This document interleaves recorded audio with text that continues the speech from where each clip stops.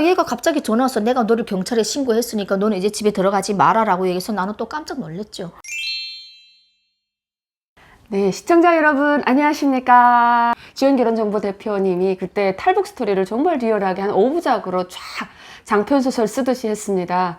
거기서 중국으로 딱 넘어오는 데까지 우리 끝났거든요. 아, 네. 나도 언니 한 번도 못 들어봐가지고 너무 궁금해서 자, 이제부터 북한을 그렇게 강고하게 벗어져 놨거든요. 네. 거기서부터 또 스토리를 이어갈까 합니다. 중국 땅에 딱 넘어서 떨어지면 뭐 홀라당 뭐 어떻게 할 방법이 없잖아요. 언니는 어떻게 하셨나요? 그렇죠. 아, 그래서 제가 중국에 이제 도착을 해가지고 도착하자마자 제가 이제 중국에서 어렵게 북한에서 이제 탈출을 했잖아요. 네. 그러니까 얼마나 이렇게 마음이 너무 힘들었죠. 너무 힘들었는데 이제 넘어오니까 그 강변 쪽에서 그런 얘기를 그때가 했는지 모르겠지만 강변 쪽에서 했어요. 거기서 이제 그 어떤 브로커가 오토바이 갖고 나왔잖아요. 네. 그래서 그 사람의 이제 도움을 받아서 그 사람 집으로 갔죠. 갔는데 이제 그 사람이 내가 이제 몰골이 엄청 완전히 뭐 진짜 1년 동안 거기 있었으니까 산꽃제비지. 완전 이렇게 막 얼굴이 너무 말랐고 막 산꽃제비. 저기 뭐지 얼굴에 막 주근 게 엄청 많이 났고 엄청 아무튼 말랐었어요. 너무 힘들었는데 날 보고 저기 가서 이제 씻으라고 그러더라고요. 네. 그래서 이제 일단은 먼저 밥 먹기 전보다는 먼저 너무 씻고 싶었어요.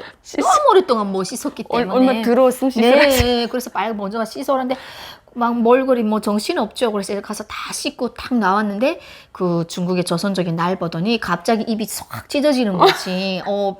어둠 속에서 나를 이제 완전히 제대로 못 봤는데 이렇게 씻고 나니까 딴 애가 돼서 이제 완전히 딱 나온 거에서 네. 그래서 딱 보더니 네. 아 얘가 돈이 좀 되겠구나라고 생각을 한 거예요. 그래서 웃음이 입 옆에 착 이렇게 너무 좋아가지고 나는 그 속으로 난다 생각했지. 아 이 사람이 나를 어디 소개하겠다고 했으니까 아 돈을 벌고 싶은데 이쁜 애가 와서 참 다행이구나 하면서 되게 좋아하는 그런 모습을 나는 봤어요. 근데 속으로는 아닌 척하고 그냥 가만히 있다가 이제 밥을 차려주더라고요. 그래서 밥을 먹고 거기서 하룻밤 잤죠. 자는데 거기 전에 국경연선이라 위험해요. 맞아요. 예, 위험해가지고 거기에서 이제 또 오토바이 타고 그 사람의 무슨 뭐 번간지 아무튼 그런 연길 쪽으로 제가 나갔죠. 네. 그래서 연길 쪽 나가서 그 집에서 또 하룻밤 자고 이제 어디를 가냐면 제가 이제 돈을 받고 나를 데려왔으니까 이제 무슨 어떤 회사에 나를 이제 데리고 가는 거예요. 그래서 이제 그 한국 사람이 어디 이렇게 안쪽에서 회사를 하고 있는데 그 사람한테 저를 이제 팔려고 데려가는 거죠.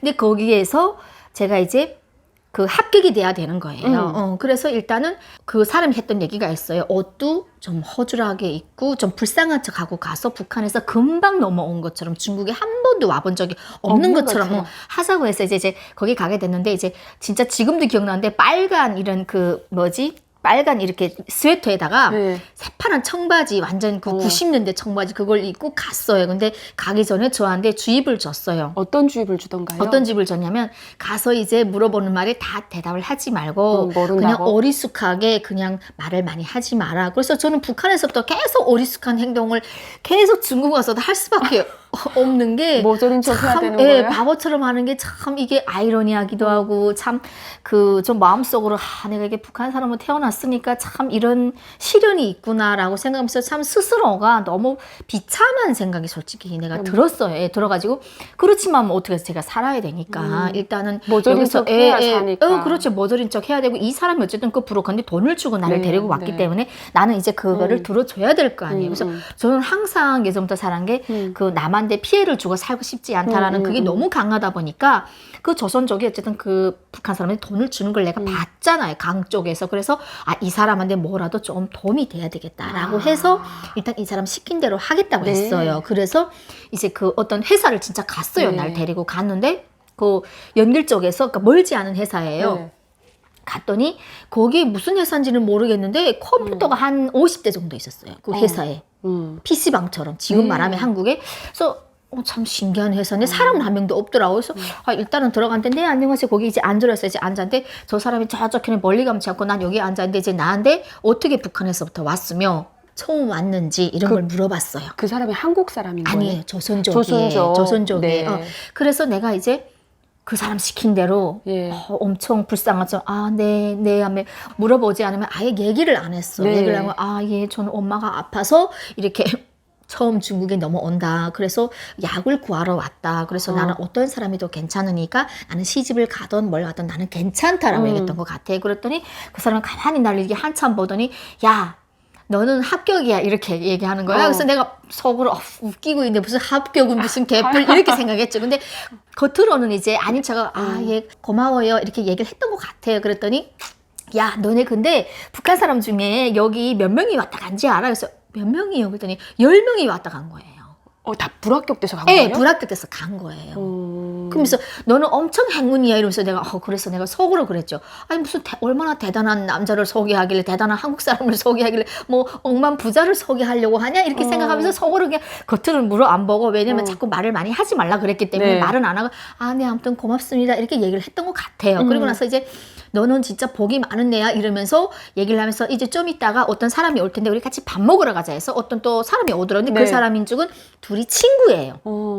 이 조선족이랑 친구예요. 근데 그 두 분은 딱 봐도 좀 사람이 고급스럽고 괜찮아 보이긴 했었어요. 그래서 어떤 연길에는 어떤 식당을 갔는데 저 비싼 음식을 또 딱 시켜주는 거지. 네. 거기서 이제 또 나는 막 너무 힘들었다 북한에서 왔으니까 또 엄청 맛있게 먹었죠. 먹고 나서 이제 막 이런저런 얘기하는데 이쪽 나를 그러니까 얘기를 했던 사람 말고 같이 온 중에 그 친구분이 나한테 무슨 얘기를 했냐면 자기도 싱글이라는 거예요. 그러면서 나한테 굉장히 막 허위적인 사실 반응을 보였어요. 들이대는 거네. 그랬었어요. 왜냐면 그때는 나는 또 어렸고 아가씨였고 하니까 자기 눈에도 이제 아무리 말라주면 이뻐 보였는지 21, 22밖에 안 됐으니까. 그렇지. 아니 23, 23. 넷인가 그 정도였어. 어쨌든 20대 후반 안 넘고 초반이니까. 초반이었어요. 그러니까 이제 날 보고 아무튼 자기도 호감이 있다는 식으로 얘기했는데 내가 그때 말했지 아니에요. 그래도 저는 그 한국 사람 소개로 가고 싶다고 그 뭐 연길 쪽은 무섭다고 나는 그 안쪽에 한국 사람한테 시집 보내달라고 그 사업하는 사람을 만나고 싶다고 이렇게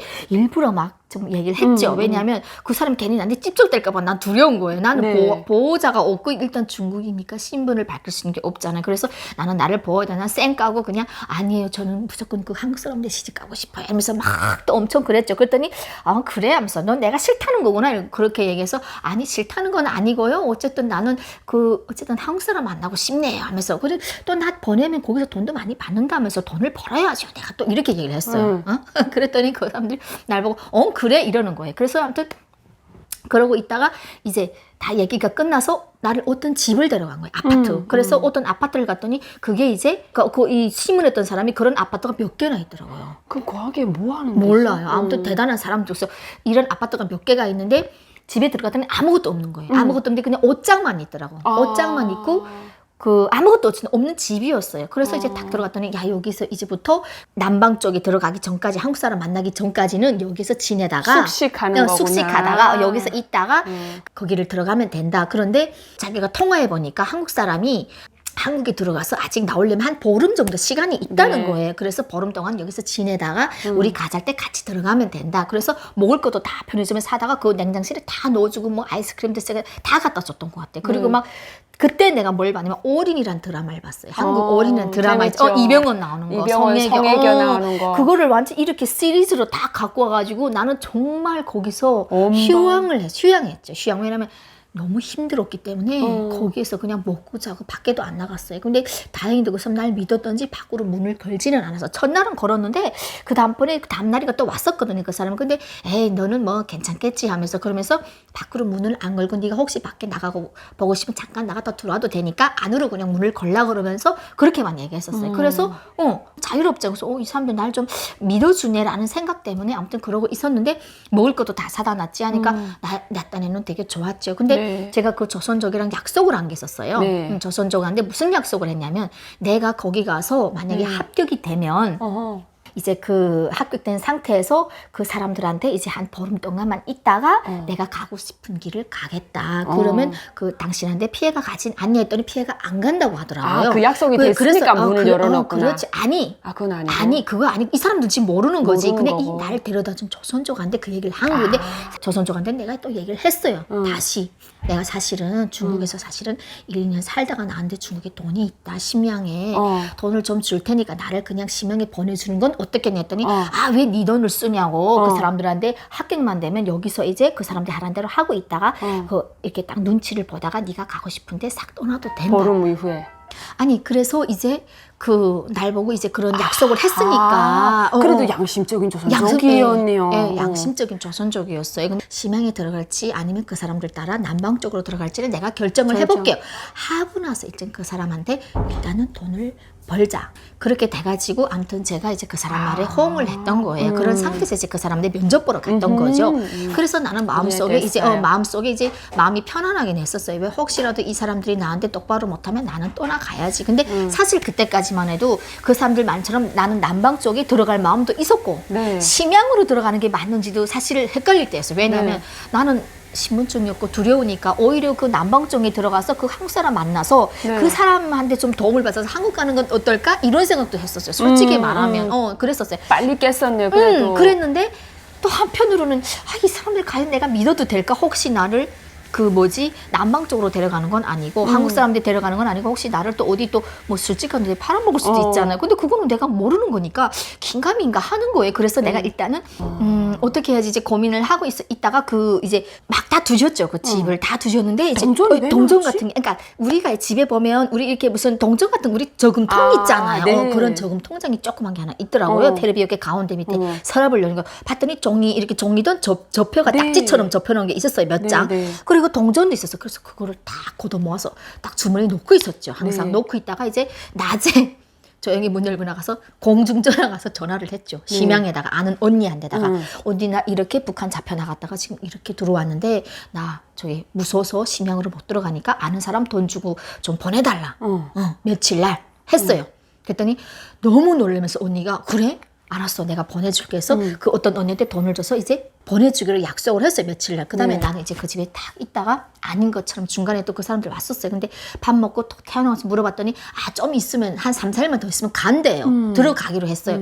그 나는 더 조급하잖아요. 그래서 내가 안 되겠다 싶어가지고 그 날짜에 맞춰서 조용히 나왔어요. 나와서 그 조선족한테도 전화를 했어요. 내가 이렇게 여차여차해서 난 심양으로 들어갈 거니까 이제 당신한테 피해가 안 가져 했더니 안 간대요. 난 참 선량한 사람이에요. 어떻게 보면. 그래서 왜냐면 그 사람한테도 피해 주고 싶지가 않았어요. 잘하셨어요. 왜냐면 내가 너무 그렇지 도와줬잖아요. 그 사람한테 도움을 줘야지 돈을 벌게끔 해야지. 내가 또 너무 그렇게 막 무대포로 도망가 버리면 안 되잖아요. 그래서 그 사람한테 괜찮대요. 그리고 그 사람 전화 다 끊고 나서 나는 갑니다. 심양으로 하고 나서 그다음 심양 기차 그 표를 끊고 그 아는 언니를 만나서 공중 어디서 만나 약속해서 그 자리 갔던 그 언니가 왔더라고요. 그래서 그 언니랑 같이 심양을 들어왔죠. 그런데 그 집에서 내가 보름 동안 있는 동안만큼은 엄청 거기서 내가 휴양하는 것처럼 있잖아요. 보름 동안 어쨌든 잘 먹고 잠만 자고 아무 생각 없으니까 이 눈 밑에 이게 죽은 게가 다 없어지더라고요. 사람이 잘 먹고 잠을 잘 자면 진짜 그게 없어지던가요? 진짜 없어졌어요. 옅어지고 없어졌구나. 아무것도 난 하는 게 없고 그냥 하루 종일 집안에만 있었거든요. 하루 종일 그 어린 드라마만 틀어놓고 시리즈를 계속 난 그래서 어린 드라마를 너무 많이 봤고 한국 사회를 너무 많이 또 그때 알게 됐죠.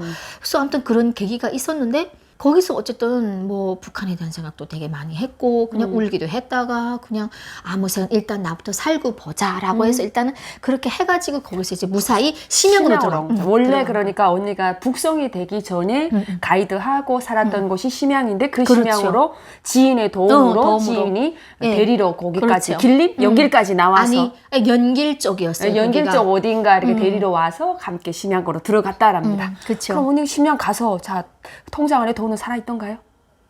아니 그러니까 갔는데 이제 자 이제부터 심양 시리즈 풀기 시작합니다. 심양 들어갔는데 이제 그 조선족 언니한테 사실은 그 한국 사람들 돈을 맡겨놓고 갔잖아요. 주고 갔잖아요. 근데 그 돈을 다시 찾긴 찾았더라고요. 주지를 않았지. 내가 한국 건너갔다는 약속이 있으면 그 돈을 주라고 했으니까. 그래서 그 언니가 안 줬더라고요. 그래서 그 조선족 언니가 그 돈을 갖고 있었어요. 갖고 있었지만 결국 지금까지도 저는 그 돈을 못 받았어요. 그 언니한테서. 달라고 했는데 안 줬어요? 안 줬어요. 안 줘서 그 조선족 언니도 참 사람이라는 게 돈 앞에서는 그렇게 간사하다고 참 가슴 아픈 일들이 많은데 어쨌든 그때 당시는 그 언니가 그래도 고마웠죠. 일단은 내가 그 언니 도움으로 일단은 심양이 들어왔고 심양이 이제 들어와서 있다가 이제 다시 나는 이제 한국에 가겠다는 완전 포기했어요. 솔직히 말하면 너무 힘들었기 때문에. 왜 한국에 가기를 포기했어요? 중국에 있으면 그만큼 신분이 없기 때문에 더 위험하고 앞으로 또 북송의 기회도 있을 거 아닙니까? 아니 뭐 그렇긴 했지만 내가 북한 갔을 때 내가 뭐 첫 번째 시리즈에서 얘기했지만 너무 많은 그 감옥을 거치면서 너무 그거는 내가 지금은 쉽게 웃으면서 얘기하겠지만 그때 당시 내 마음은 어땠냐면 너무 힘들었어요. 정말로 그거는 내 인생에서 지울 수 없는 북한에 대한 그 악몽? 네. 난 지금도 그런 꿈을 꾸지만 너무 힘들었어요. 너무 힘들었기 때문에 나는 절대로 한국은 안 가겠다라고 생각을 했죠.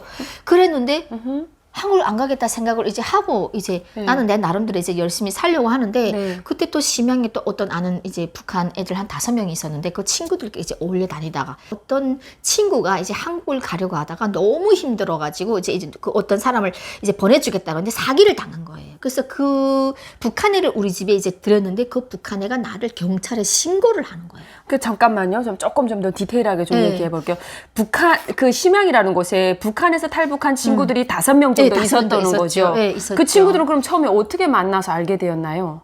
그러니까 저희가 거기서 이제 가이드를 했고 민박집을 이제 가게 됐어요. 근데 그 민박집에 놀러 오는 날 요즘에 조선족인 줄 알았는데 알고 봤더니 북한에서 온 애들이었어요. 그래서 이제 알게 되고 또 한 명 소개받고 알게 되고 5명 정도 이제 4명인가 5명 어제 어울려 다녔는데 정말 많네요. 예. 북한 예, 사람들이 많아요. 중국에서 많이 산다고 많이 살아요. 하더니 심양이 그냥 너무 많아요. 한 발이 건너면 이렇게 북한에서 탈북한 사람들이 친구를 맺을 수 있을 정도로 정말 너무 많았군요. 많아. 예, 너무 많아요. 그 중에 한 명을 만났는데 그중에 가깝게 그 중에 이제 한 명을 만났는데 그 한 명이 이제 한국에 가려고 시도를 하다가 그 데려가려고 한 사람이 좀 약간 조폭이죠. 좀 사기꾼이었어요. 네. 그래서 얘가 집도 다 뺐는데 갈 데도 없는 상황이 된 거예요. 그래서 내가 불쌍해가지고 걔가 나 너네 집에 좀 잠깐만 있으면 안 되겠어서 걔를 우리 집에 들였는데 걔가 좀 이렇게 노름을 좋아하면서 내가 돈을 안 빌려줬다는 이유로 어쨌든 여러 가지 돈도 안 빌려주고 또 친구들끼리 서로 어쩌고 저쩌고 말이 오가다 보니까 나를 경찰서에 이제 신고를 한 거예요. 왜 너만 북한 사람인데 잘 먹고 잘 사냐? 너는 왜 목걸이가 몇 개고 팔찌하고 귀걸이하고 이렇게 다 사냐? 이거였어요. 싸울 때 진짜 나한테 그 목걸이 몇 개면 이런 얘기예요. 너는 왜 이렇게 똑같이 북한에서 오는데 너는 왜 이렇게 다 누리며 살아야 되고 나는 왜 이렇게 살아야 되냐? 이렇게 얘기하더라고요. 그러면 그 친구는 무슨 일을 했어요? 심양에서? 걔는 무슨 특별한 일 하는 건 없었던 것 같아요. 그러니까 내가 그 봤을 때는. 같은 북한 고향의 출신이라는 것만으로 해서 그렇죠. 우리는 크게 막 가까이는 안 다녔기 때문에 걔가 무슨 일 하고 이런 거는 크게 잘 얘기는 몰라. 얘기도 안 하고 간섭도 안 하고 나도 원래 북한 사람 싫어했었어요. 왜냐면 무서우니까 서로가 서로를 고발할 수 있기 때문에 무서워했는데 일단은 걔가 그런 상황에 처해서 걔를 이제 우리 집에 데리고 온 거죠. 언니 집에 같이 살게 하고 잠깐 어떤 생활을 보살펴 주느라고 네, 본인 잠깐. 집에 같이 데리고 있었답니다. 그런데 그 그런데 친구가 그 친구가 질투를 하면서 소금 한 신고를 한 거죠. 통도 진짜 안 들여놓고 그렇게 지냈는데 뭐 좀 도박하면서 돈도 좀 빌려다는데 나는 그럴 상황도 아니어가지고 어쨌든 그걸 못 해줬는데 얘가 나를 경찰에 신고를 한 거예요. 그래서 어떻게 신고한 거예요? 그러니까 얘가 갑자기 전화 와서 내가 너를 경찰에 신고했으니까 너는 이제 집에 들어가지 말아라고 얘기해서 나는 또 깜짝 놀랐죠.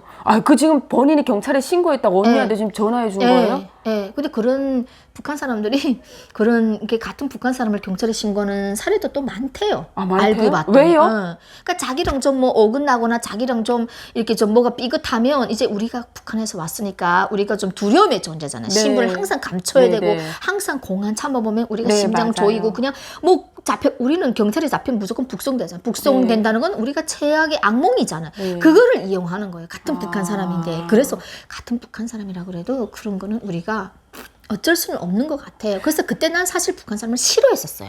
내가 북한에서 왔지만. 내가 요 말에 대해서 조금 좀 하나 더 얘기할 게 있는데 친구가 있어요. 하나 같이 나온 친구가 그 친구가 내가 물어봤단 말이지. 너는 탈북할 때 혼자 나왔냐? 그랬더니 그 친구가 혼자 나온 게 아니고 그 동네에 있는 친구하고 같이 나왔고 그리고 그 동네에 있는 친구랑 같이 나올 때 자기네 그 선 놔준 사람이 그 동네 해령이라는 그 동네에 있던 어떤 언니인 거야. 그래서 앞집과 뒷집에 있는 언니가 그 동네 어디 살았던 거예요. 근데 그 동네에 있는 언니가 중국에 가서 만났을 거 아닙니까? 그럼 우리 앞뒷집에서 가깝게 지내면 북한 사람들이라는 게 서로 알고 지내면 조금이라도 옷이 있다고 얼마나 반갑겠어요. 그래 알고 지내서 한 마을에서 살았는데 이 언니가 북송당하게 된 거예요.